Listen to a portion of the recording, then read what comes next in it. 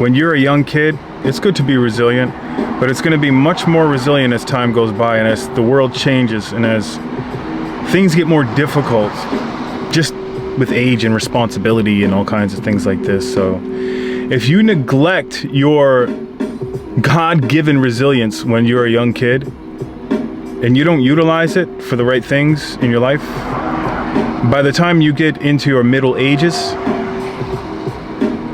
you get swept up by the current and it becomes more difficult. Now, however, resilience can be built at any age, you know, but you have to start building it. And you see a lot of these personalities online that talk about, you know, grind it out, stay hard, stay tough.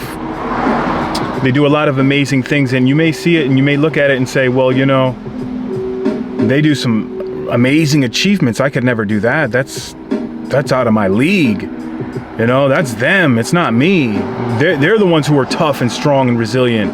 I could never do that. But you'd be mistaken, because you don't realize how actually, you know, it's easy for them to say that when they sit up on their perch making millions of dollars a year.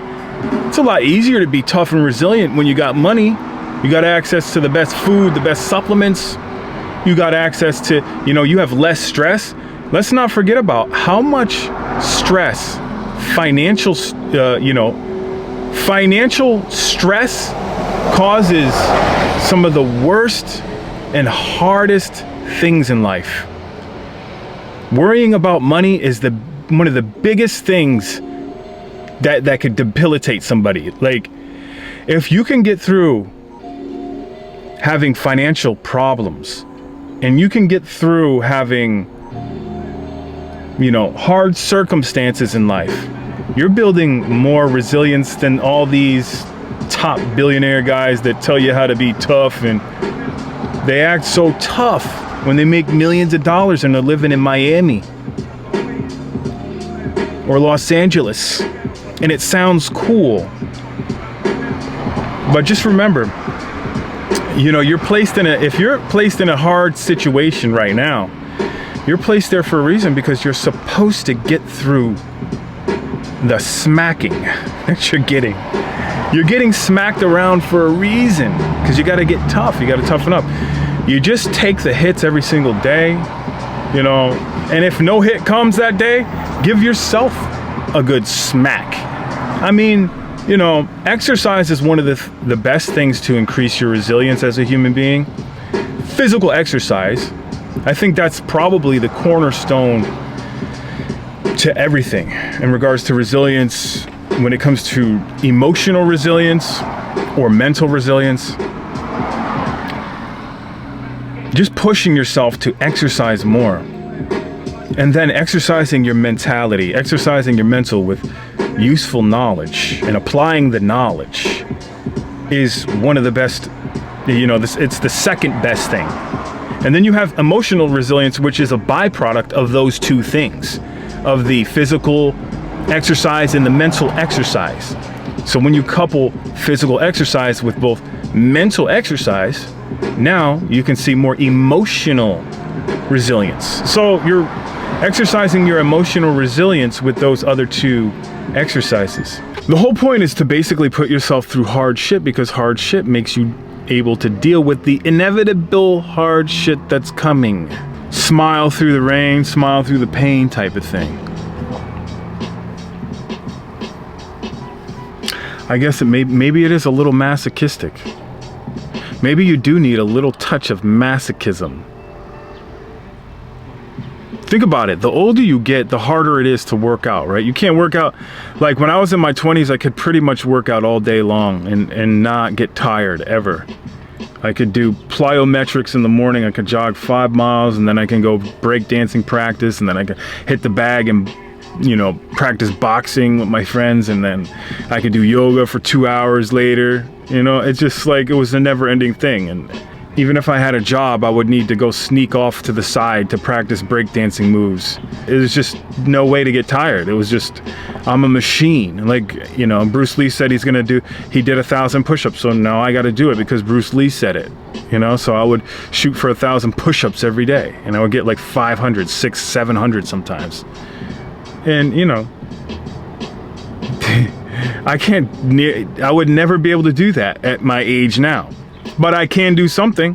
You see, some people, they're like, you know, I'm too old for that now. And they just don't do anything. They don't do any push-ups.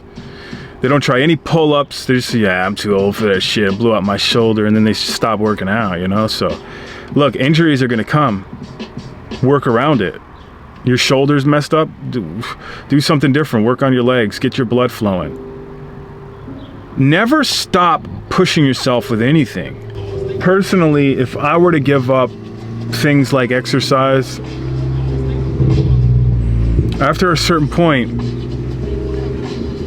I'm gonna feel more anxiety. First it starts off like this. I've had periods where I didn't exercise for maybe a month or so. The first thing that'll happen is this low-level anxiety that's kind of hard to even recognize that it's there. But it's kind of a low-level anxiety that slowly creeps in more and more as the days go on. And mentally, I kind of block it out. Like, it's not really a severe anxiety enough for me to even take action to do anything like work out or exercise to snap myself back into the right state. But when I've done this, you know, I'm not exercising, maybe going for a walk, but that's not enough.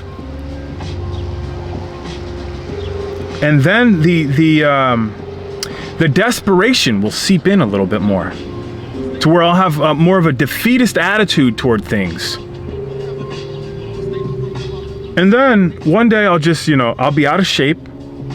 I'll decide to do some exercises to the point where I'm like, wow, okay, that made a difference in the way I feel. So I forgot the reason why I actually exercise in the first place. Even if I get sore, I'm glad I did it. Now there's a sweet spot. Like, if I go all out, like one day I was out of shape and I decided I'm gonna do 5 push-ups every single minute for 30 minutes. I couldn't stick to 5. After about 20 something minutes, I think it was maybe 22 minutes, I stopped. I didn't make it to 30 minutes. And instead of 5 push-ups, I think I was only doing like 2 or 3 towards the last sets. But it was so frequent and so bang, bang, bang every minute that the next day I was so damn sore, I felt like I couldn't do a damn thing. Like, the next day I felt like I was so out of shape when I did that. And I actually recorded a video talking about doing it and telling people they should do it too right after I did it. But literally, I was so sore that I didn't work out again for another 4 or 5 days. And the workout, I stopped myself the next time I worked out. I was like, well, I can't go too hard because I don't want to get sore like I did. Which, you gotta kind of be careful with.